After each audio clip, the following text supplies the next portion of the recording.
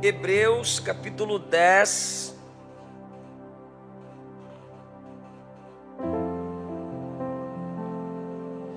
versículos 24 e 25, está escrito assim: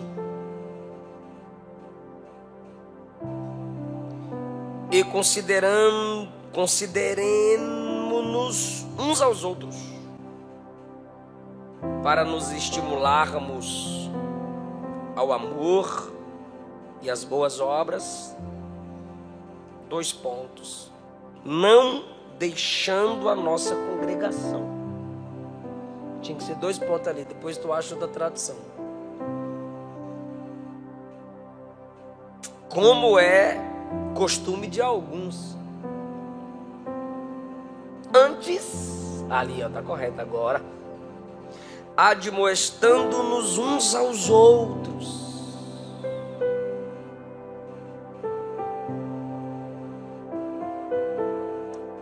Continua lá, irmãos, depois das reticências. E tanto mais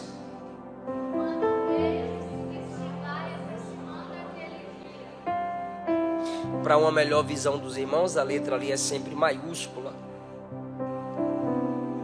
mas na de vocês é um texto contínuo de letras minúsculas, e a palavra dia está com D maiúsculo.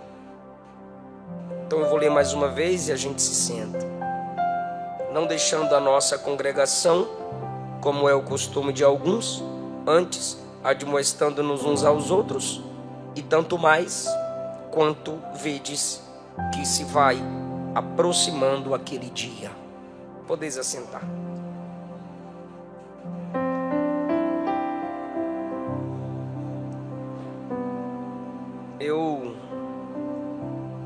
Deixa eu achar uma outra tradução aqui.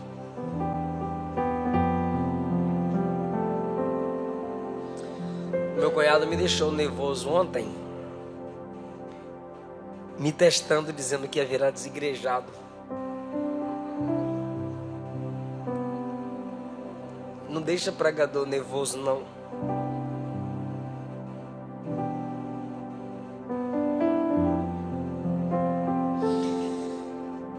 Isso inspira a gente. Queridos, o diabo não perdeu a sua sabedoria, ela se corrompeu. Isso quer dizer que ele a usa para o mal. E de modo inteligente, algumas pessoas têm caído num laço do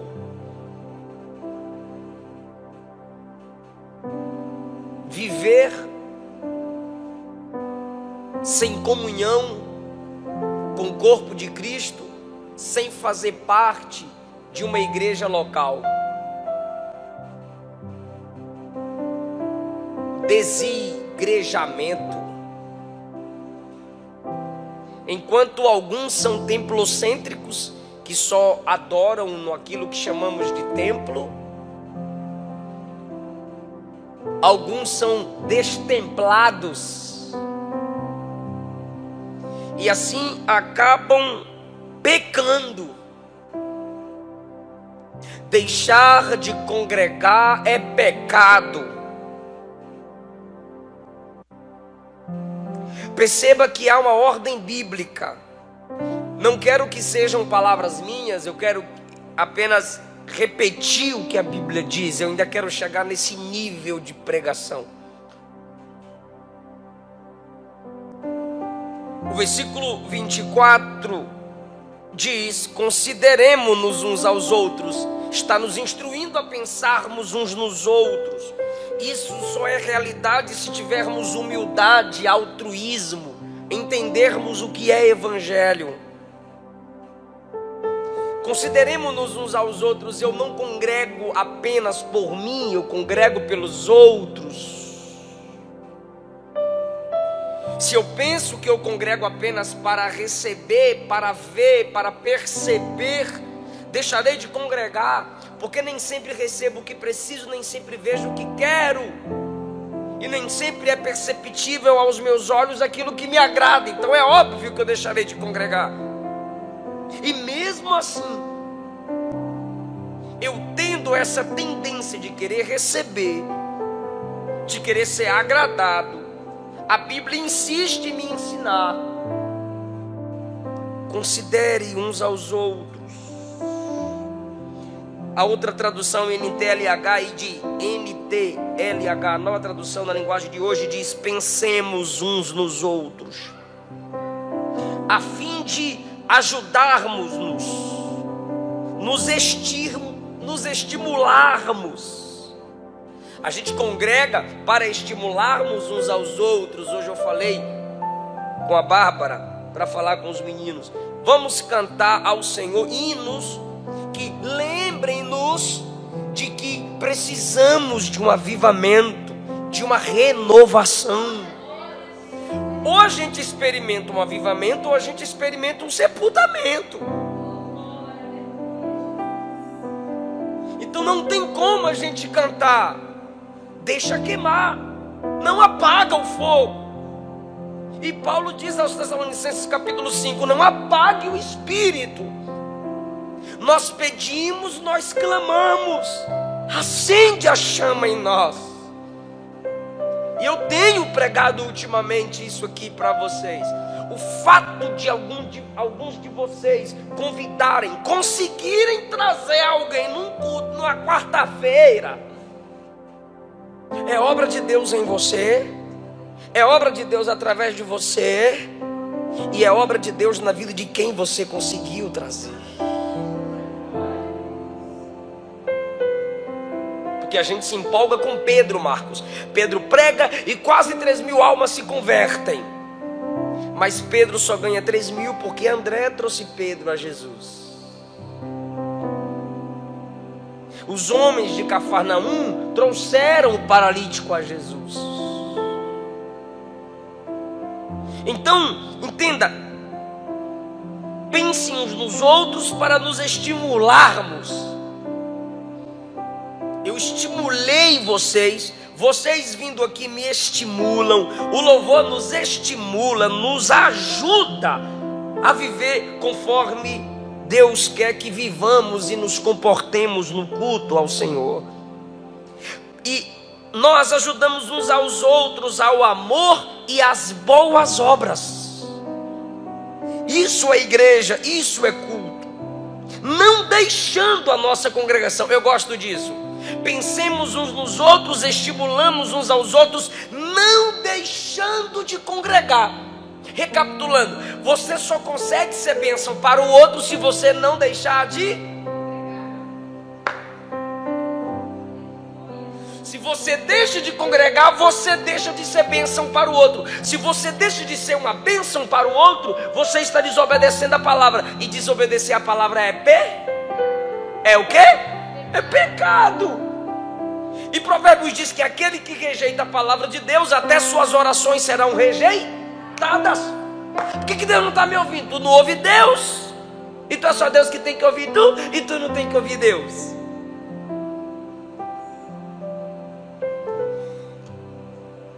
Não deixando a nossa congregação. Por que a nossa? Porque para aquele povo ele estava escrevendo a outras. Essa é a nossa. Daqui a pouco eu chego nisso aqui. A gente usa expressão assim: minha igreja, estou indo à igreja, estou indo para a igreja. Aí os desigrejados comentam lá embaixo assim: ajuda aí, Arnaldo, como é que eu vou para o lugar que eu sou? Porque o kkk é o argumento do tolo. Porque ele sabe que o riso, o escarnecimento, limita o pensamento de quem está sendo afrontado. Como é que você diz que vai para a igreja se é você que é a igreja? Sabe de nada, inocente. Não deixando a nossa congregação, como é o costume de alguns.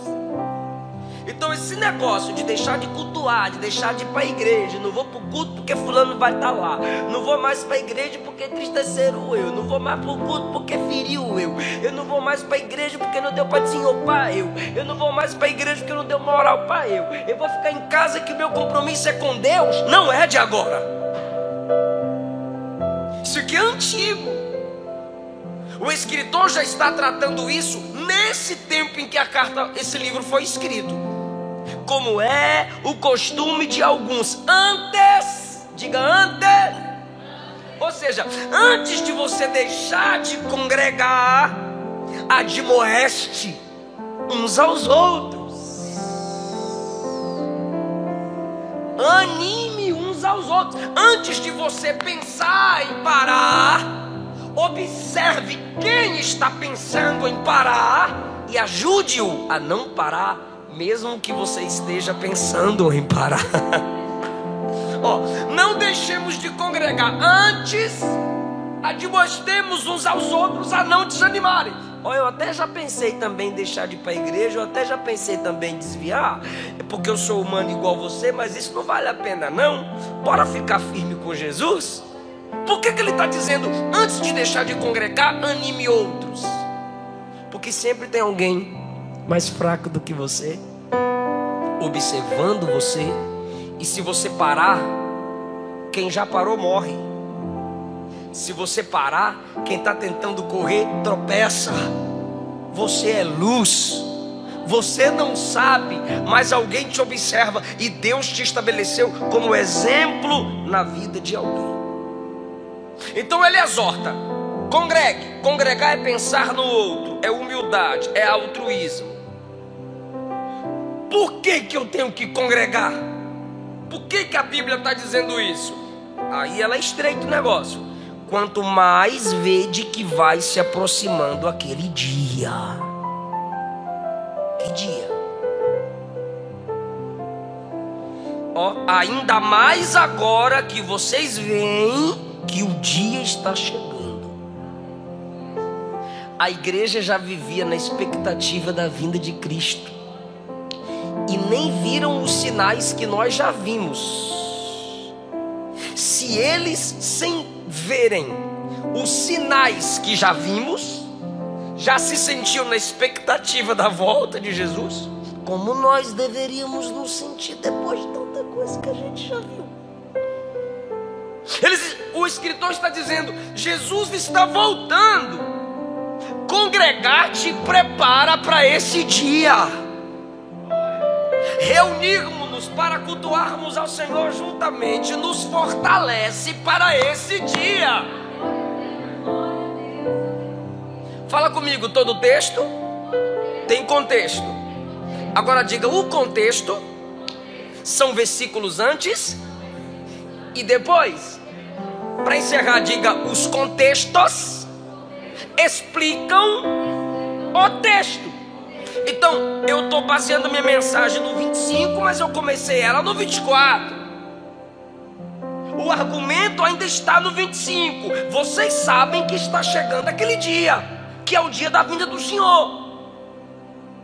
Aí vem o versículo 26. Pois se continuarmos a pecar de propósito, ou seja, tendo conhecimento, já não há mais sacrifício que possa tirar nossos pecados. Está falando de congregar e de repente pula para pecado, porque deixar de congregar é... Deus do céu. Se continuarmos a pecar depois de conhecer a verdade, já não há mais sacrifício que possa tirar os nossos pecados. 27. Pelo contrário, resta apenas uma coisa: o medo do que acontecerá, o medo do julgamento e do fogo violento que destruirá os que se opõem a Deus.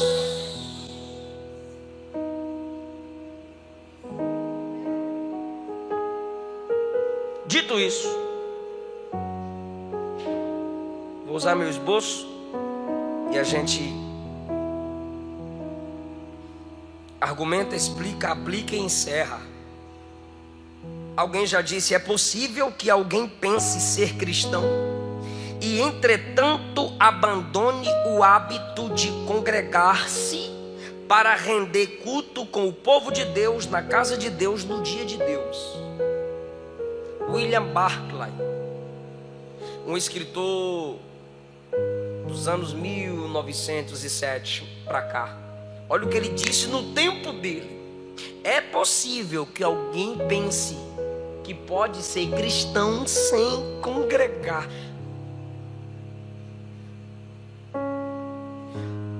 imaginaria que um pregador deveria falar para uma congregação: não deixem de congregar. Ele está dizendo: é possível, pode ser, é uma possibilidade. Se ele tivesse aqui hoje, eu diria: não é uma possibilidade, é uma realidade. Tem gente que pensa que ele consegue ser cristão e não congregar. Ele disse que poderia ser possível. Não é possível, é real. Já está diante dos nossos olhos. A gente faz rodízio de culto. Se eu for em tal, eu não irei em tal. Se eu for nesse, eu não irei naquele. Óbvio, existem pessoas que têm suas razões, mas existem outros que por banalidade abandonam as suas congregações. Simplesmente deixam de congregar.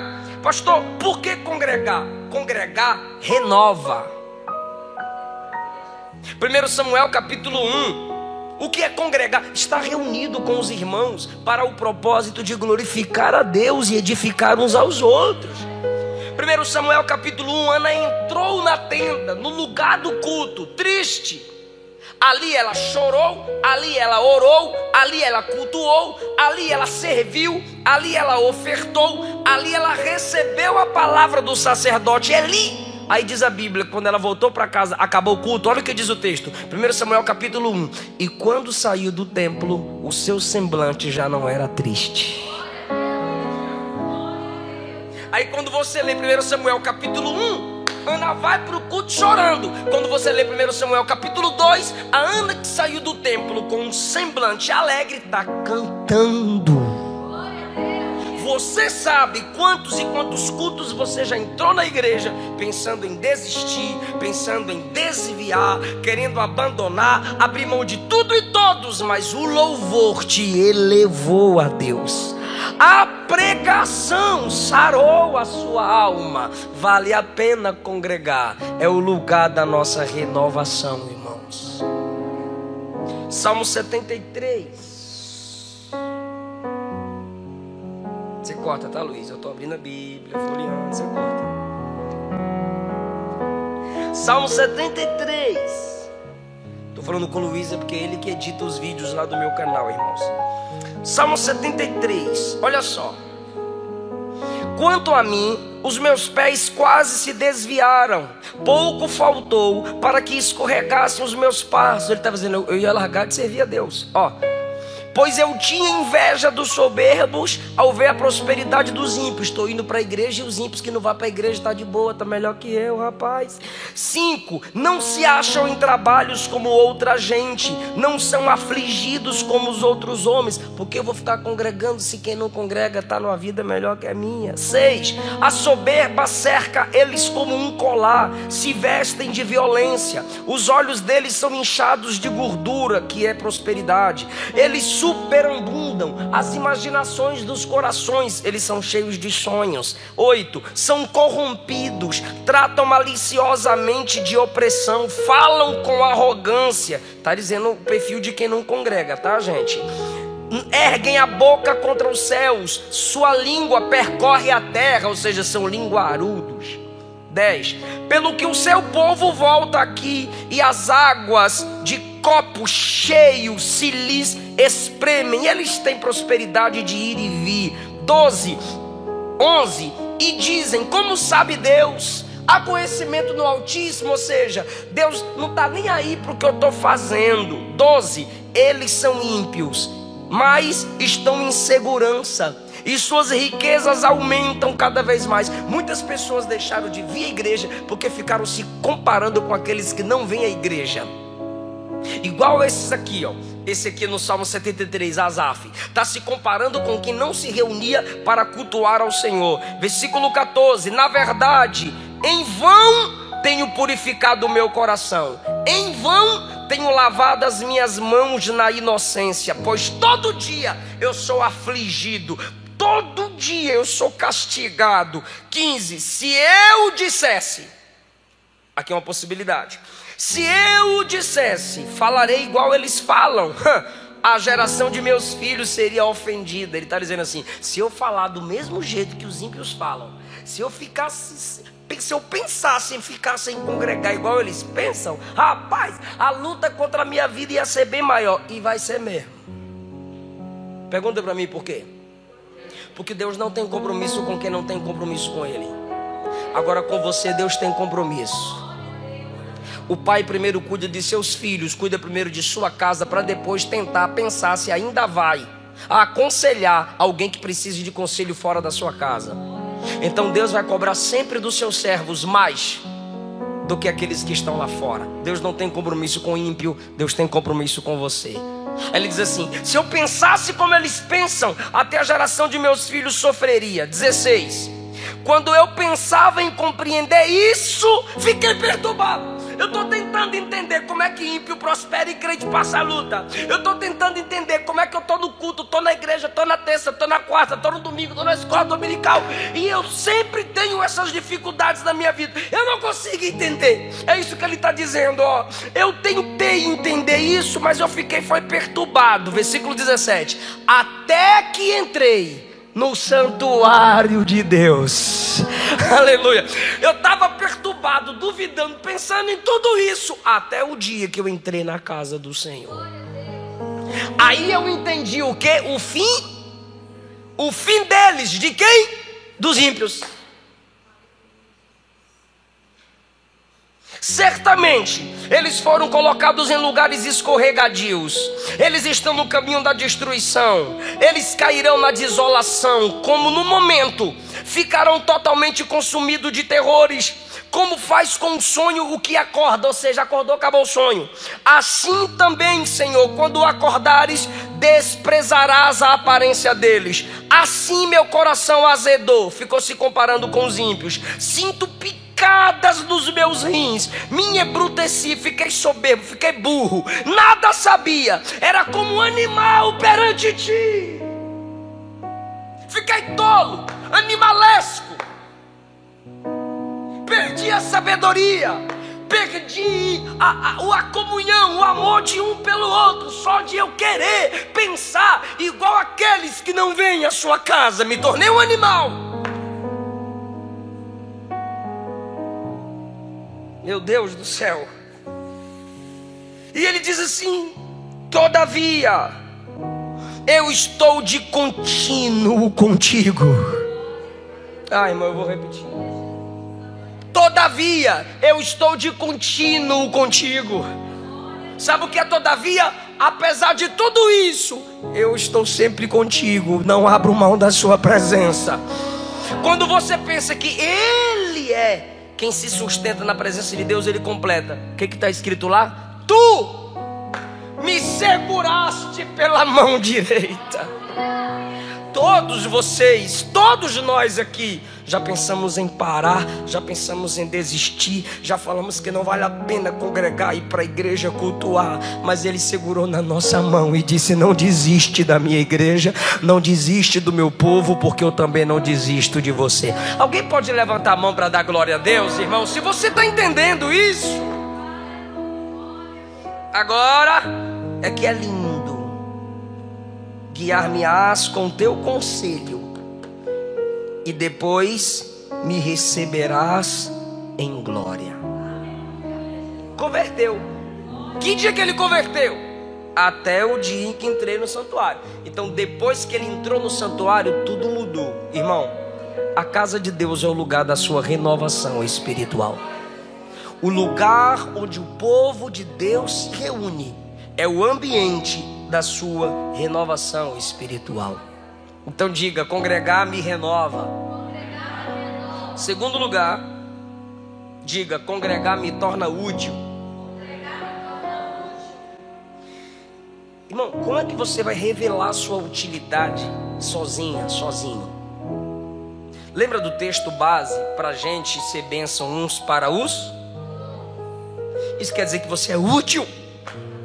Tem gente que tem utilidade sem intimidade. Ele é útil para as pessoas, mas não tem intimidade com Deus.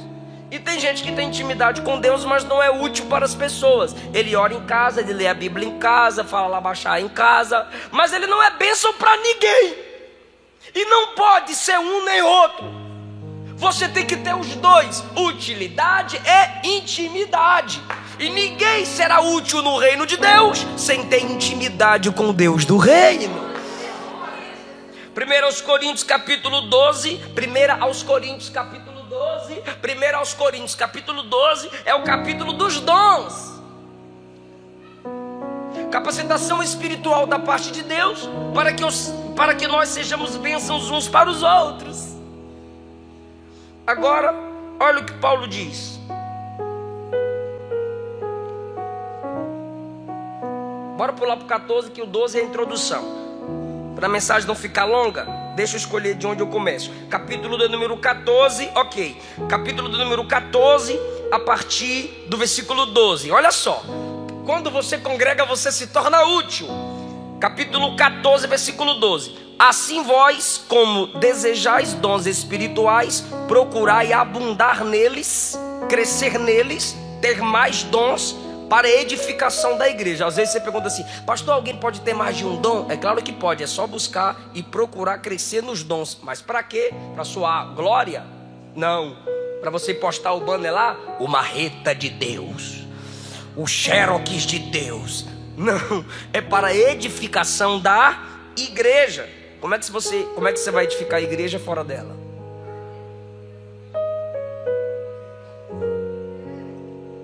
Bora lá.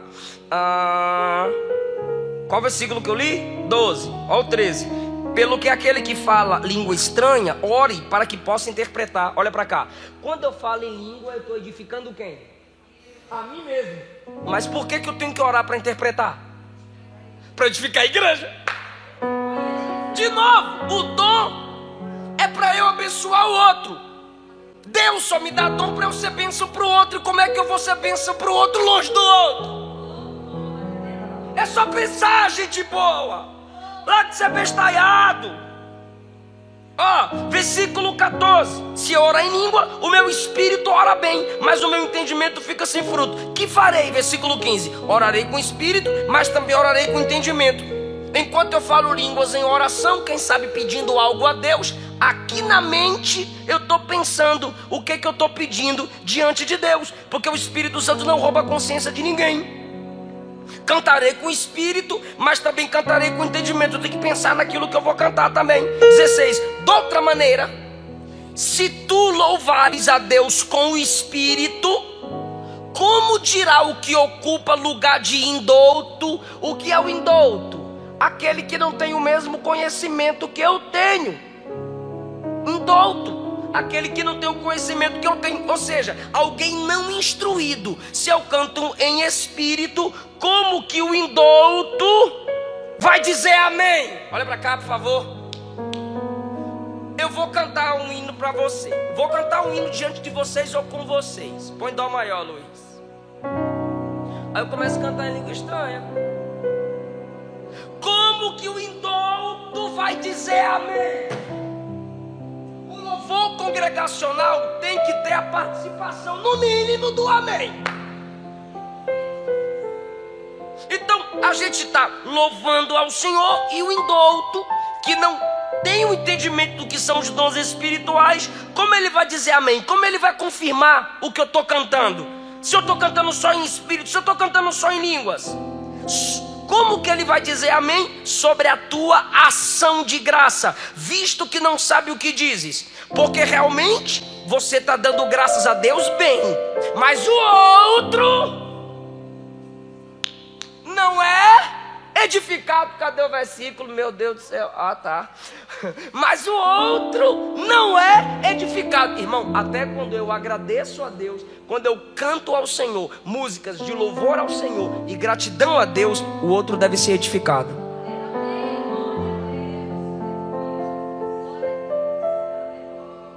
Quantas vezes eu já ouvi alguém falar: eu não canto pro homem, eu canto pra Jesus, não tô nem aí se eu cantar feio ou bonito, o que importa é que é pra Jesus. Quer cantar feio? Canta lá no seu banheiro, na sua sala, no seu quarto. Comprar? Culpa o tecladista ainda, o tecladista, o violonista, o batera não, o batera toca bem alto aí cobra a feiura. Às vezes, mas ele que perde o tempo diz que é o batera que está perdendo. Vai ser uma outra mensagem. O que eu estou dizendo é: cante de tal forma que o outro também seja edificado. Faça com que o outro também glorifique a Deus. Então a Luana pode pegar o microfone aqui e dizer assim, ó, põe dó maior, Luiz. Então parece que toca, né? Não, eu só conheço essa nota mesmo. Deus tem feito coisas grandes na minha vida. Deus tem feito coisas grandes para mim. E olhando para trás, foi o tecladista aí, viu? Como é, meu Deus, que eu cheguei aqui. Você percebeu que ela não falou nós? Você percebeu que a letra não tem nós? A letra tem eu. Aí você pode dizer o seguinte: orgulhosa, Deus só faz na vida dela. Mas é você que pode estar sendo orgulhoso se você não conseguir dizer amém pela vitória dela.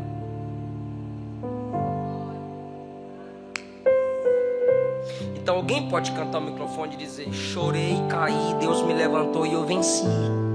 Isso não te edifica? Será que não me edifica o meu irmão cantar que Deus curou a vida dele, levantou a vida dele, fortaleceu a vida dele? Aleluia! A minha gratidão é para edificar o outro. E como eu edificarei o outro se eu estou longe do outro? Porque eu só vejo os defeitos do outro. Eu não vejo do outro a necessidade de eu ser bênção para a vida dele. O que é que eu faço? Você tem defeitos? Tenho. Então vou me afastar de você. Está errado. Você tem defeitos? Tenho. Então vou ficar aqui para te ajudar a melhorar, para te ajudar a ser alguém diferente. É isso. É por isso que muitos deixam de congregar e querem colocar a culpa na igreja. A culpa é tua. É você que é fraco e quer parecer forte. Por quê? Se você é tão forte quanto dizes, ao ponto de criticar as fraquezas da igreja, você ficaria nela, sendo uma bênção nela. Se a igreja tem muitas falhas e você percebeu isso, é porque você teve discernimento. Se você tem um dom de discernimento, é porque Deus quer te usar aí para ser uma bênção nesse lugar. Foi assim, Luiz, que os monges fizeram. Quando a igreja começou a se corromper, eles começaram a sair do ambiente de culto e foram para os desertos meditar, ao invés de confrontar lá entre eles. Aí hoje tem raiva de Lutero, mas vocês tiveram a chance de vocês de lutarem aí dentro e preferiram sair. Lutero lá dentro disse: eu vou mudar esse negócio aqui, e mudou. Então pra que xingar Lutero hoje? Se teve o tempo de vocês e vocês não aproveitaram. Se foi a vez deles e eles não aproveitaram, Deus levantou Lutero. E Deus sempre vai levantar alguém. E quem é que Deus vai levantar? Quem está no meio da igreja. Deus não vai levantar quem está fora dela. Porque se eu estou fora da igreja, criticando a igreja, eu não tenho amor por essa igreja. E eu não posso ser uma bênção para a igreja de Deus se eu não tenho em mim o amor de Deus. Então entenda, querido, se você congregar, você vai ser útil. Eu posso chegar aqui, por exemplo, não tem culto, ou o pastor diz: olha, não vai ter culto não, mas vamos lá para uma reunião. Aí tem 3 obreiros. De repente o campo está aqui, todos os obreiros do campo. A presença dos irmãos aqui me estimularão a entregar uma mensagem para quem está aqui. Eu fui estimulado, ao mesmo tempo eu fui edificado. Consegue entender? Atos capítulo 13 diz que a igreja servia e o Espírito agiu no meio dela. Pastor, o que eu faço na igreja? Só congrega. O fato da igreja estar reunida em Atos 13, a Bíblia diz que todos serviram ao Senhor. Como? Reunidos. Só pelo fato de estarem reunidos em Atos 2, o Espírito Santo desceu e encheu os que estavam assentados. São princípios de Deus. Primeiro, congregar renova. Segundo, congregar nos torna úteis. Se você deixa de congregar, você está dizendo: eu não tenho dons. E você tem. Porque no reino de Deus, está preparado para dar glória a Deus? No reino de Deus, ninguém é tão cheio que tenha tudo, ninguém é tão vazio que não tenha nada. Se você tem o Espírito de Deus na sua vida, alguma coisa você tem aí para a glória de Deus. Terceiro lugar, congregar revela humildade. Revela o quê? Humildade. Em Isaías 65:5, o Senhor está criticando um grupo de pessoas que diz assim ao próximo: ó, se afaste de mim, pois sou mais santo do que você. Aí Deus diz: esse povo me ira, esse povo acende a chama da minha ira, é como fumaça no meu nariz. Por quê? Porque os que se isolam da igreja se sentem mais santos do que ela. Interessante é que eles usam a Bíblia para criticar a igreja, mas foi a igreja que preservou a Bíblia. O cara não consegue interpretar. Turma da Mônica, e quer interpretar a Bíblia sem a ajuda da igreja. São argumentos que precisam serem falados para derrubar os malignos pensamentos que o diabo tem colocado na mente das pessoas para tirar a gente da igreja. Deixa eu ver aqui mais 1, 2, 3 para a gente encerrar. Ó, por favor, isso aqui é mais do que uma pregação. É como se fosse uma aula sobre o ato de congregar. Eu não sei se você já viu, mas eu acho que já. Então fala e anota. Diga: não foi Constantino. Fala. Só as irmãs.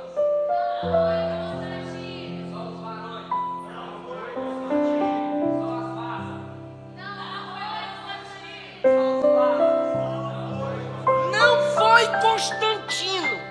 É um dos argumentos que os não institucionalizados ou desigrejados mais usam contra nós que congregamos. Vocês passaram a chamar prédio de igreja e templo e se reunir em prédio depois de Constantino. Não foi não. Vai estudar. Porque a Bíblia vem nos dando princípios. Deixa eu falar de história na introdução. Igreja de Dura, Europa. Ela é o local de reunião mais antigo que se conhece. Situa-se na Síria. Foi usada como local de reunião dos irmãos em 233 a 256 depois de Cristo. No ano 233 depois de Cristo, os crentes que eram proibidos de se reunirem publicamente por causa de perseguições e congregavam, sabe onde? Cemitérios, cavernas. Se reuniam aqui na igreja de Dura, Europa, congregando ali na Síria. 233 é o ambiente mais antigo que se conhece de reunião de culto. Sabe quando foi que Constantino se tornou imperador? 306. Em 233 os crentes já estavam reunidos. Em 306 Constantino diz: os crentes podem congregar, ir para o culto, templo e tal. Aí eles dizem que isso veio de Constantino, um falso crente. Mas não é. E não é só na história que eu me baseio para provar que os irmãos pós-Cristo, pós-apóstolos, idade ali dos pais da igreja, já tinham a prática de se congregar num ambiente. Bora para a Bíblia, bora então. Sempre foi o princípio bíblico, local fixo de reunião, gente. Moisés fez o quê? Tabernáculo, lugar de encontro, lugar de culto, lugar de reunião. Davi fez o quê? Tenda, lugar de culto, lugar de reunião. Salomão fez o quê? O templo, lugar de culto, lugar de reunião. Profetas profetizaram no templo. Levitas cantavam e tocavam da tenda ao templo. Sacerdotes ensinavam no templo. Irmão, Ciro, Esdras, Neemias, Zorobabel cooperaram, trabalharam, participaram na reforma e no retorno do templo. Os judeus no cativeiro, o que eles fizeram? Lugar para se reunir, sinagoga, só para não deixarem de congregar.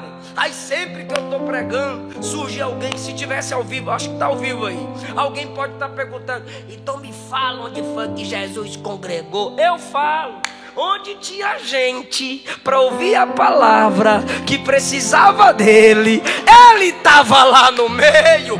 Onde estiver 2 ou 3 reunidos em meu nome, eu vou estar ali. Tinha um ambiente na casa de Mateus, cheio de pecador. Jesus estava congregando lá, pregando a verdade. Na casa de Simão, fariseu, teve outra reunião. Jesus estava lá.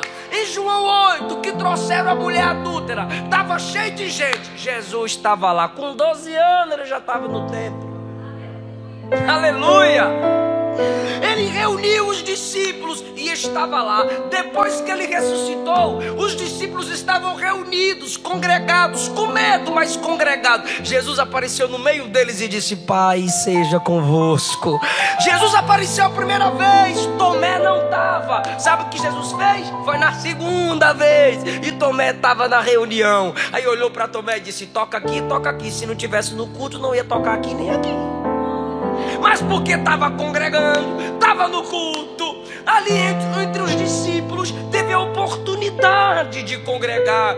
E no dia que Jesus subiu, leia 1 Coríntios capítulo 15, de uma vez ele apareceu a mais de 500 irmãos. Olha que coisa linda, irmão. Jesus, 40 dias pós-ressuscitado, faz uma reunião de 500 crentes reunidos. A igreja sempre congregou. O povo de Deus sempre ficaram juntos, cultuando, um ajudando o outro, um exortando o outro, um levantando o outro pela mão. Irmão, então, pelo amor de Deus, não quebre esse princípio bíblico. Congregue, não deixe de congregar, não peque. Alguém está entendendo essa palavra? Que o Senhor restaure a nossa alma, limpe a nossa mente, limpe a nossa alma. É necessário estarmos juntos no culto ao Senhor. Deixa eu lhe falar aqui, mais um argumento que usam e tem que ser derrubado. É errado dizer vou para a igreja se eu já sou a igreja. Não, você não é igreja.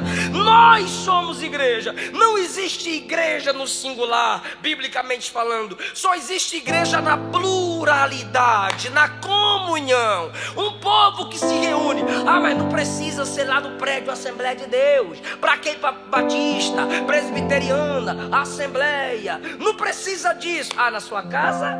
Pode. Na igreja? Não. No shopping pode, na igreja não. Então a praça pública é mais sagrada que esse lugar. Sua sala é mais sagrada que esse lugar. Aqui não pode, lá pode. É incongruente. Não diga vou para a igreja porque sou a igreja. Mentira, eu digo sim, vou para a igreja. Nós somos a igreja organismo. Eu vou para a igreja, organização. Olha o que Jesus disse: eu edificarei a minha igreja. Singular, é o organismo vivo de Deus na terra. É o povo que só Deus conhece e sabe que não vai se desviar, que não vai tropeçar, que vai chegar na glória. Eu edificarei minha igreja, é o organismo vivo. Agora, diz a Bíblia, Atos e nas cartas, que as igrejas cresciam, se fortaleciam e se multiplicavam. A igreja no singular é a organização. A igreja no plural, igrejas, são organizações. Então tem o organismo, igreja no singular, eu edificarei minha igreja.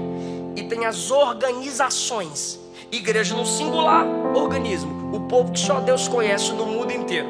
Mas existem as organizações que cooperam para o benefício do organismo. Numa igreja batista, o povo de Deus está sendo edificado. Numa igreja presbiteriana, outra parcela do corpo de Cristo está sendo edificado. Aqui nessa igreja, mais uma parcela do corpo de Cristo está sendo edificado. É assim, são organizações, igrejas no plural, pontos de congregações. Então, querido, se igreja não tem endereço, por favor, me escute. Se igreja não tem endereço, para quem Paulo escreveu a primeira e a segunda carta aos Coríntios? Para quem? A igreja de Deus em Corinto. Era uma cidade? Tinha um endereço? Corinto tinha endereço? Tinha um povo ali? É uma igreja. Aí vem, primeira carta de Paulo aos Tessalonicenses. É a igreja de Deus na cidade de Tessalônica. Carta de Paulo aos Colossenses. A igreja, povo de Deus na cidade de Colossos. Carta de Paulo aos Filipenses. Igreja de Deus em Filipos. Carta de Paulo aos Gálatas. Igreja de Deus na Galácia. O que Jesus disse a João? O que vê, escreve para a igreja ou as 7 igrejas, plural, que estão na Ásia, cada uma com seu endereço. Então um irmão dizia: hoje eu vou para o culto, estou indo para a igreja de Pérgamo. Outro dizia: eu estou indo para a igreja de Éfeso. Outro dizia: estou indo para a igreja de Tiatira. Outro dizia: estou indo para a igreja de Filadélfia. Igual a gente diz: hoje eu vou em Campinas, amanhã eu vou na Vila Nova, tal dia eu vou na Batista, tal dia eu estou na Assembleia. Você não vai para a Católica. Porque onde tem idolatria está a mesa dos demônios. É a Bíblia que diz. E eu encerro. Não estude com quem não valoriza a igreja. Quando eu apresento os meus cursos, alguém pergunta assim: em qual faculdade você se tornou? Eu disse: em qual delas você quer saber? 4 a 5 seminários eu fiz. Não, pastor, mas faculdade federal pública eu não preciso. Você só precisa estudar teologia reconhecido pelo MEC se o seu desejo é ser professor de religião em alguma faculdade. Porque o MEC trabalha com pluralismo. Não existe verdade absoluta, toda verdade é relativa. São nessas faculdades federais ou públicas que você quer o reconhecimento pelo MEC, onde se tem professores liberais, teólogos liberais. A Bíblia não é a palavra de Deus. Os milagres são invencionices dos escritores. Os milagres de Jesus não aconteceram. E aí você vai ficar um professor frio, mentiroso, dando aula de religião, coisa que nem você mesmo acredita. Ateu disfarçado de acadêmico. Agora você quer fazer a obra de Deus? Estude num seminário ligado a alguma igreja. O seminário que aquela igreja abriu. Pastor, eu sou da presbiteriana. Estude no seminário da sua igreja presbiteriana. Pastor, eu sou batista. Estude no seminário de sua igreja batista. Pastor, eu sou assembleano. Estude no seminário assembleano. Porque para você fazer a obra de Deus, você não precisa de MEC. Você precisa estudar a palavra num seminário ou congregar numa igreja em que tenha pelo menos um pastor que abra a Bíblia e te ensine as escrituras sagradas. As escolas dominicais são escolas teológicas que formam alunos que nunca se formam. Aleluia! Não estude com quem não congrega, porque todo o conteúdo bíblico e teológico da Bíblia é para quem tem conexão com a igreja. Deixa eu fazer uma pergunta para quem está comigo aqui. Primeira carta de Paulo e segunda carta de Paulo aos Coríntios tem conteúdo teológico, sim ou não? Mas foi uma carta escrita para as igrejas. Então você não pode estudar com quem não tem conexão com a igreja, porque o conteúdo bíblico nas cartas foram escritos para igrejas. Colossenses tem conteúdo? Tem, mas é conteúdo bíblico conectado a uma igreja. Colosso, Filipenses tem, mas foi a igreja em Filipos que primeiro foi edificada. Apocalipse, conteúdo para a igreja. Como é que você vai estudar a palavra que é para a igreja através de alguém que não faz parte da igreja? Tu tem problema.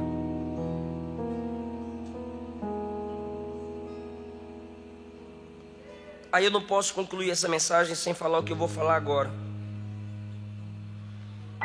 Eu sei o valor da visitação. Jesus visitou a sogra de Pedro e ela foi curada. Mateus 18 ensina sobre visitar o irmão fraco. Pedro saiu visitando em Atos capítulo 9 e gerou a ressurreição de Dorcas. Paulo também visitava os irmãos e os fortalecia na fé. Mas Paulo também reclamou da ausência de quem os abandonou na cadeia. Paulo disse aos Tessalonicenses que o diabo impediu que ele chegasse neles. O diabo luta, irmão, para a gente não ter contato, para a gente não ter comunhão. Então eu sei o valor da visitação, mas escute o que eu vou lhe dizer. João Batista, último profeta do tempo da lei, último profeta do tempo dos profetas, estava na cadeia. Sua cabeça ia ser arrancada. O primo de Jesus. E Jesus não foi visitá-lo. Não diga que Jesus errou porque não foi visitá-lo. A cabeça de João tombou. Mas até hoje a voz de João ecoa. Arrependei-vos porque é chegado o reino dos céus. João não deixou de ser quem foi porque não recebeu uma visita. Em Atos 3 e 4, Pedro e João foram presos. Ninguém foi visitá-los. Mas quando eles saíram da cadeia, assim está escrito, ó, e eles foram até os irmãos. A mesma Bíblia que aprova e incentiva visitarmos uns aos outros, ela não ratifica o fato de você deixar de congregar porque não visitaram você. João continuou sendo profeta mesmo não sendo visitado pelo amor encarnado que é Cristo. E Pedro não desistiu da igreja mesmo a igreja não indo até ele, ele foi até a igreja. É o mesmo endereço, se não forem até você, você sabe o endereço e você pode vir. Tem provas que Deus te permite passar, é para você crescer, é para você se desenvolver. Está na hora de dar um passo a mais e evoluir no seu ministério, na sua chamada. Eu chorei enquanto eu orava ali hoje à tarde no meu escritório. Eu chorei porque enquanto eu preparava essa mensagem, eu sei que tem gente que se tornou desigrejado por feridas. Pastores, bandidos, ladrões, pilantras, falsos profetas. Pastores sem visão que não sabem dar oportunidades. Pastores mentirosos, lobos com capa de pastor. Isso fere a gente. Eu disse, tem gente assim, Deus, porque eu conheço esse tipo de obreiro, eu conheço esse tipo de pastor. E o Espírito Santo foi me conduzindo às Escrituras Sagradas. Espero que essa palavra sare o seu coração de vez e você cresça a partir de agora. Mesmo magoada, mesmo magoado, você não pode abandonar a causa de Cristo, a obra de Cristo, o povo de Cristo, o ato de congregar. Por que, pastor? Vou te provar na Bíblia. Sara, magoada 2 vezes por Abraão, que o anegou como esposa. Essa Sara gerou Isaac, que através dele veio Jesus. Eu não ouvi um glória a Deus, então eu vou repetir. Sara, magoada 2 vezes pelo marido que a negou como esposa. Essa Sara, mesmo tendo essas 2 mágoas, continuou caminhando e gerou Isaac, que através dele veio Jesus. Agar, magoada por Sara, encontrou Deus no deserto. Serviu Sara, depois sofreu outro golpe de Abraão e Sara. Foi expulsa com um pão e um odre de água. Mesmo assim, magoada, ela chorou, com medo de ver o filho morrer. Mesmo magoada, ouviu a voz de Deus no deserto e viu Deus abrir fonte no deserto para saciar sua sede. Deus não desiste daqueles que sofrem mágoas na vida. José, magoado com seus irmãos, se tornou governador e alimentou o mundo no tempo da sua administração. Jonas era um profeta magoado com o comportamento dos ninivitas, não queria ir, Deus o forçou a chegar. Mesmo magoado, se levantou e pregou, e com a pregação daquele magoado, Deus fez Nínive se arrepender. Toda a cidade se arrependeu ouvindo a pregação de um camarada magoado, porque mesmo com suas mágoas se dispôs a pregar o que Deus lhe mandou pregar. Pedro, claro que Pedro foi ferido, até por Jesus. Jesus o chamou de Satanás. E no dia da ressurreição, Jesus perguntou: tu me ama? Te amo. Tu me ama? Te amo. Tu me ama de verdade ou não, Pedro?